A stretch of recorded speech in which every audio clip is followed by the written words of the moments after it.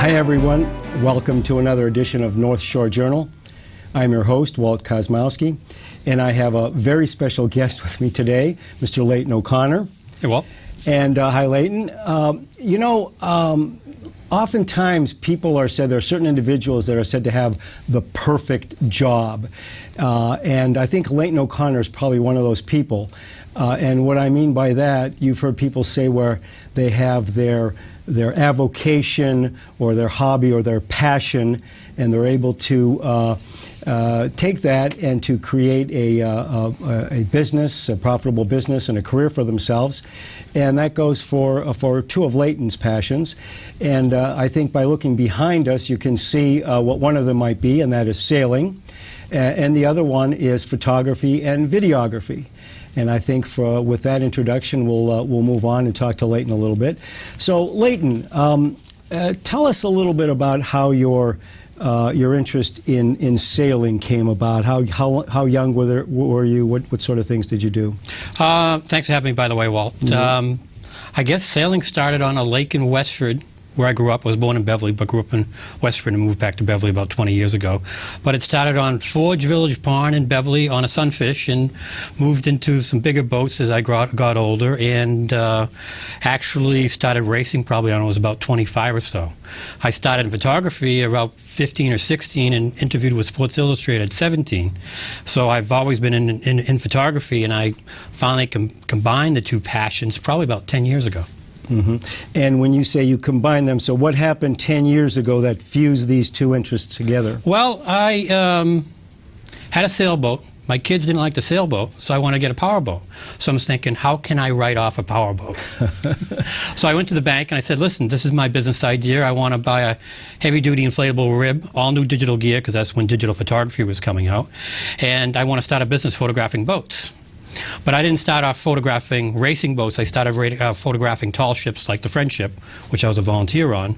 And I was photographing tall ships, schooners, started a greeting card company, doing shows, but I wasn't making a lot of profit at it. Mm-hmm. So I decided to switch to sailboat racing, which I'm not sure why I didn't do it in the first place, because I had been racing on and off since I was 25, and I started shooting sailboat races. Well, now, so when you were first shooting the tall ships, this was simply for the images, and you were sort of like a freelancer, and you would try to sell your images to magazines? Magazines, I was doing greeting cards, I was doing fine art, big canvas prints. That type of thing. Okay. And so how did you then decide, what came into your mind to kind of merge the photography with the racing part of it? Because I wasn't finding a huge revenue stream with shooting the schooners, because everybody was doing it. It's easy to shoot a schooner, more or less, because it's big and it doesn't move too fast, and you just get a boat and get in front of it and make prints. And then I was out one day and I was watching the race, and I said, why am I shooting racing? So I got back into racing and started shooting the racing. So tell us about the first few times you videographed or photographed races. What was the first couple of experiences? I think it was probably out here in Beverly Harbor shooting one of the Jubilee races, and I wasn't very good at it. I was really far away and not getting the action, not capturing the action, but I kept on, retuning myself and looking at my images and working and shooting and shooting and shooting. And now, I guess to fast forward, you are now covering some of the most prestigious regatta races in the world on what, and I asked you this earlier in my naivety, these are actually the World Cup sort of boats that you actually photograph. Is that correct? That sounds kind of impressive. Yeah. And I guess it's somewhat true. I am photographing some of the bigger races around the world. The Volvo Ocean Race, which is a 35,000-mile race around the world, and I covered that stop last year. I covered the Miami stop and the finish in Galway, Ireland, and that's a really great race. And then I also shot the America's Cup match series in Newport last June. It was. Okay. Yeah, when you mentioned that you covered the certain stops, so you don't actually go 35,000 miles of follow. I'd like Obviously, to. you don't. And I've offered my services for that, but So I haven't. you kind of know when they're going to be at the harbor or the location wherever they're supposed to be, and then you get there in time to go out and meet them as they come in, or Well, how I'm does that work? actually invited to go by the press office of the regattas. They asked me to come. Sometimes they sponsor my trip. Sometimes I go on my own, but they asked me to come. And these big regattas. There's a whole press center with 50 or 60 workstations for us press people, and they arrange for boats, and they arrange for food, and they arrange for helicopters and all that type of stuff. So, well, hold that thought. We're going to talk about that a little bit more. But right now, what I want to do is we have queued up a couple of your favorite video segments that you've taped, and tell us the first one we're going to see. Tell us what that is. The first one is a boat called Decision. It's a 40-foot car keek. I did this video with a GoPro in Key West in January, past January, and it's one of my clients that I shoot for, and it's a great video. It's a great regatta down in Key West I cover every year. Okay. Now, before we start it, I want to do one thing. I know what a GoPro is, but for the benefit of our viewing audience, tell us what a GoPro is. It's a small high-def camera. And usually if I'm racing or if I'm on a boat, I wear it here. We might be able to get one between the break so we can show the audience. But I have a bunch of them, and I use them a variety of ways. I strap them to my chest when I race. I put them on a long pole. I dunk them in the water. I mount them on mast. I mount them on the back of the boat. They're pretty neat cameras, and then I can edit all the stuff together. So if the viewers will see a camera which seems to be disassociated from a human body, they'll know that was taken with this remote, with this camera that you can actually attach to a long pole or up the mast or different unique situations. I was one of the first to start using GoPro in sailing. Exactly, and I think you turned BevCam on, and we've used a GoPro a couple of times recently. So let's cue up the video and watch. What are we watching now? Decision. In Key West. Okay.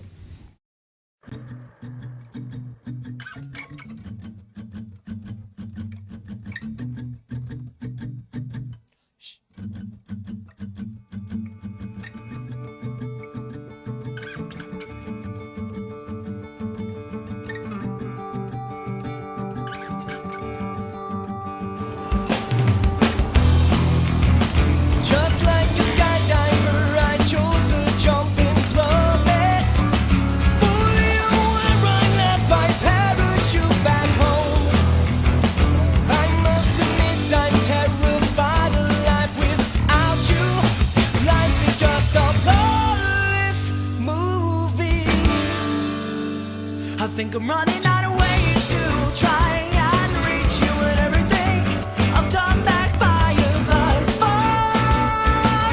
The hotter I submit that they pulls me farther out to sea. And now I've lost my horizon. Must I trust the stars to navigate me home tonight?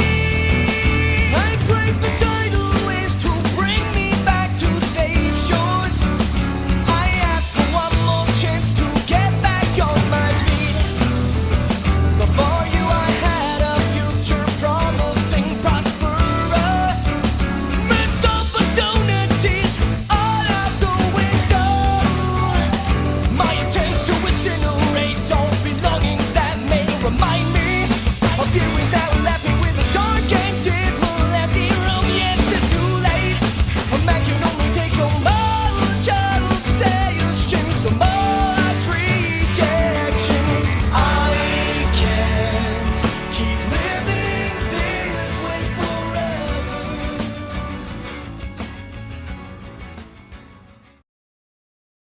Wow, exciting stuff, Leighton. Thank you. Now, this was Decision 2013. That was just this year. Key West. And is the Decision the name of the boat or the name of the race? It's the name of the boat. It's the Key West Race Week, which I cover every year. Okay. Yeah. Now, that was some exciting footage. Were you actually a member of the crew, or you were just the photographer? I was the hired media help. The hired media help. Right. Okay. And how long a race is this? Well, it races every day. Oh, okay. So it's 5 days of racing. The races, there's 2 or 3 races a day, and the races can be anywhere from 60 minutes to 120 minutes, 2 hours. Okay, and there are different classes of boats that are... There's about 10 different classes. Classes of boats. Okay. 3 different lines. Okay. Yeah. Now, I know you have in your hand here what's called the GoPro. Right. And I'd like to see if we could get if Steve could get a close-up of that, if you hold it still. And tell us a little bit about the things that you can do with this kind of a camera. The GoPro does both video and stills, high def. It has a couple different cases. This should be a commercial for them, right? And some of the cases are watertight. Some of the cases are open, so you get better sound. I wear it strapped to my chest with a different kind of mount if I'm actually racing, so my hands are free to pull lines and that type of thing. And then I put it on a long monopole so I can hold it off the boat. I also, when it's on my chest, I can pull it off my chest and frame shots. I don't use GoPro like other people use GoPro. Usually they just attach them to something and let it run. I tend to do short little clips, and then I edit the clips together with the music like you saw. Yeah, very convenient. It's very small, and as you say, you can strap it on, and your hands are free to do other things. Very good, very nice, very convenient little gizmo. And as I say, we have you to thank for BevCam's usage of that in a few productions we've done recently. Now, Leighton, you mentioned that you sometimes have tourism boards or boat sponsors or race sponsors get in touch with you, and that has a lot to do with your social media and your website. Tell us a little bit about that. A couple years ago, probably about 4 years ago, a gentleman turned me on to kind of social media. He said, you should really be on Facebook. And with high-tech stuff, when I get on it, it's just bang, bang, bang. I really get on it. So I got on Facebook. I got on Twitter. Recently, a year ago, I got on Instagram. I have a couple blogs, a bunch of Twitter accounts. And I learned how to do social media live from my iPhone. And I built up a following of 25,000 people. So a couple of years ago, people recognized that I had quite a following in the sailing community, and tourism boards got interested in getting me into their locations during races. So a lot of times when I go to traveling someplace, my trip is sponsored by the Division of Tourism because they want me to go and post beautiful images and videos and say nice things about their venue, such as, St. Thomas has been a gig for me for 3 years. The BVI's is a new gig for me. They had me come in this year. I've been to Corpus Christi for an assignment. So that's how I'm doing these trips these days. Not very boring, is it? and of course, the sponsors of the race take advantage of the fact that you have so many followers, so they instantly multiply you by all these thousands of people that follow you, so they get a lot of publicity and a lot of promotion. Yeah, they retweet my stuff, reblog it, re-Facebook it, and sometimes I can actually plug in their social media into my software and pump it out to their following too. Oh, wonderful. Yeah. Now, we have another video that we've queued up, and so tell us what we're going to be looking at now. This is Synergy. This was done photographed in St. Thomas, the Rolex Regatta, and I do this regatta 4 years actually I've been doing this. And Synergy is a Russian boat, and they've actually hired me a few times at different regattas to do video and stills. All right, so this is the Rolex Regatta on the boat called Synergy. Synergy, and it's a Melgis 32. This was an interesting ride because the only one who spoke English on the boat was an Italian guy who was running the boat, and everybody else was Russian. And so it was kind of interesting because, sometimes they have to communicate with their hands and tell me where to go. Well, I hope they communicated politely. Oh, they did. Yeah, and what year was this taken? This was this year. This year, okay. Yeah. So this is Synergy, the Rolex Regatta on the Russian boat Synergy. Melgis 32. Okay, there we go.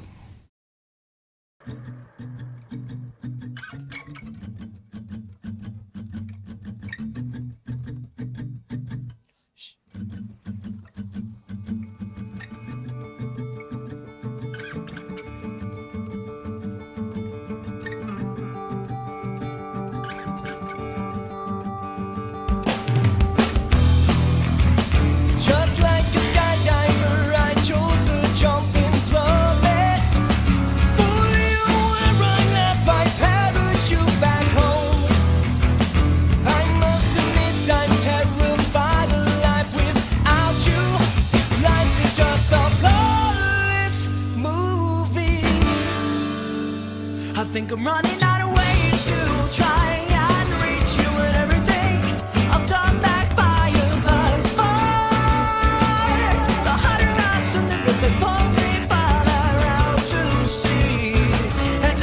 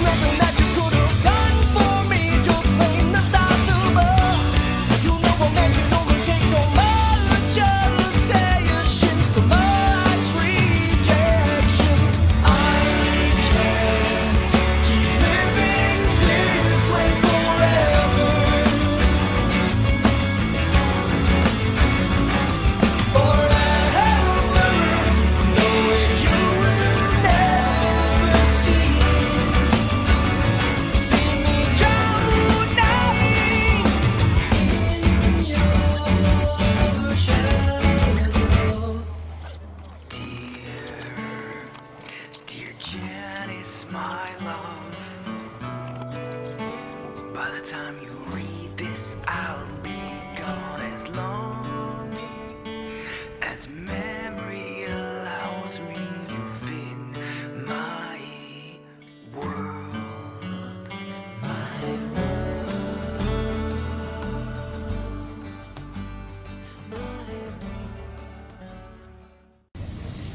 Wow, Leighton, that is wonderful videography. That is exciting stuff. You know, I remember watching video footage and films of races, and you kind of see the boats off in the distance, and you really didn't get the feel. I mean, here you really get the feel that you can feel the wind and the waves. You feel like you're right in the cockpit of the boat. Very clever, very exciting. Now, also, tell us a little bit. That music was just seemed perfectly appropriate. Tell us about that. Local band, Autumn Above, autumnabove.com.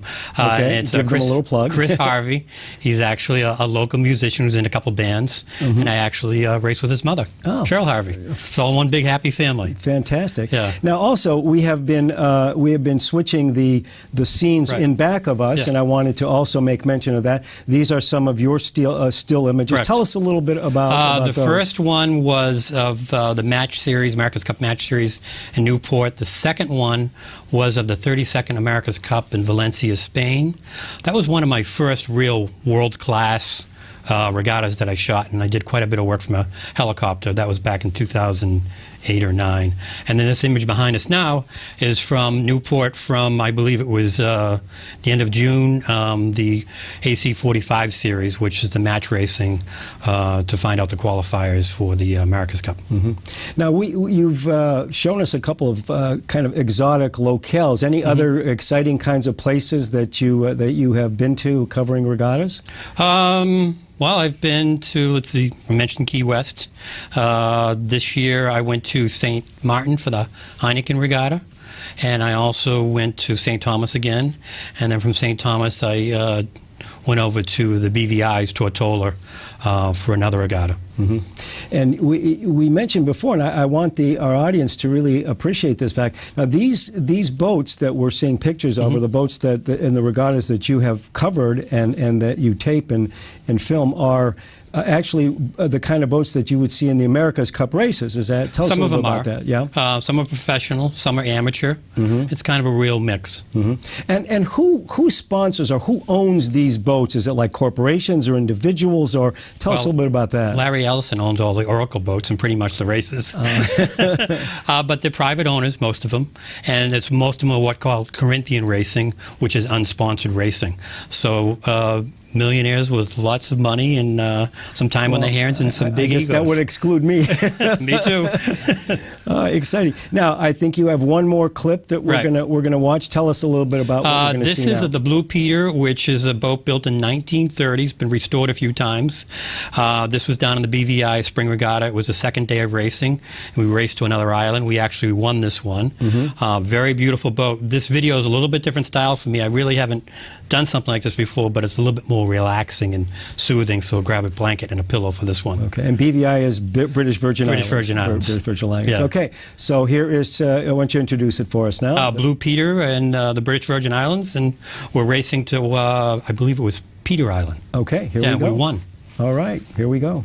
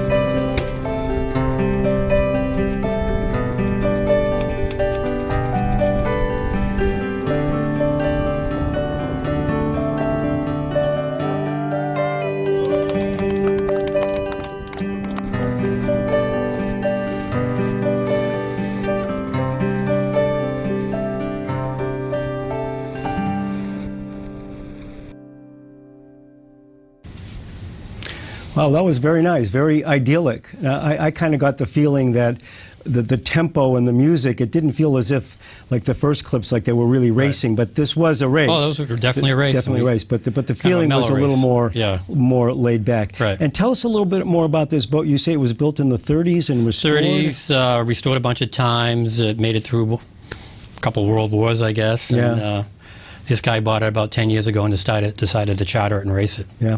I especially like some of your low-angle shots where you seem to have the camera like almost down on the wave tops. Tell us how did you get those shots? I put it on a pole, and I make sure it's in the watertight case, and then I just put the pole over with my hand and put it really close to the water or hold it out so I can get the crew. Yeah.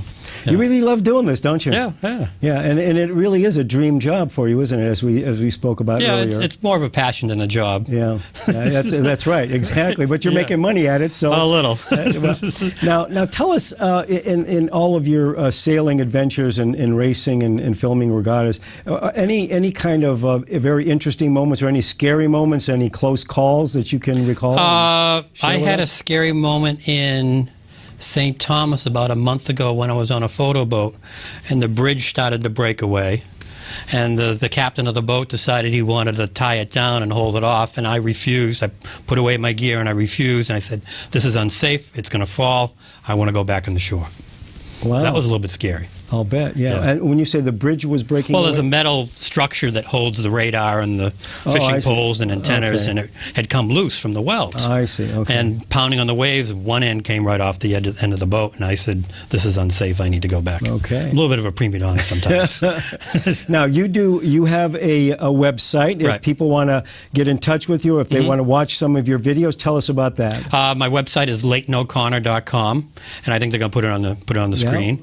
And my YouTube channel, which is all free, is you just search for Leighton O'Connor, or the handle is Leighton OC, and that's my handle for my Facebook and my Twitter and my Instagram and a bunch of other social media accounts. Okay. And you have these videos that we've been watching Right. today on these sites. There's and, about 40 videos on there. Okay, very good. Yeah. Well, Leighton O'Connor, it's been a pleasure Thank to you very have much, you Walt. on North Shore Journal, and we'll wish you bon voyage the next time you're overseas and racing, and drop us a quick note and let us know. And I will. all right. Well, thank you very much. Thank you very much. And we've had a nice interview today with Leighton O'Connor, and you've been watching North Shore Journal, and we'll see you next time.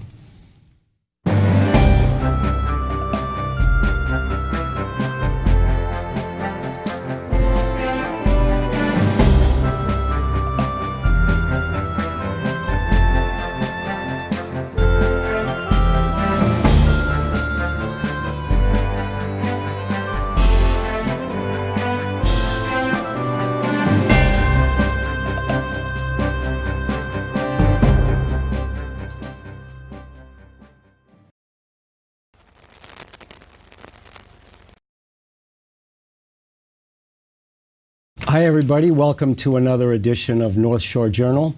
I'm your host, Walt Kosmowski, and I have a very special guest with me today. Yes, his name... Let's start there. How special is he? This is a comedy show. He's so special, I can't remember his name. And I got to look at my piece of paper. Let's try that again.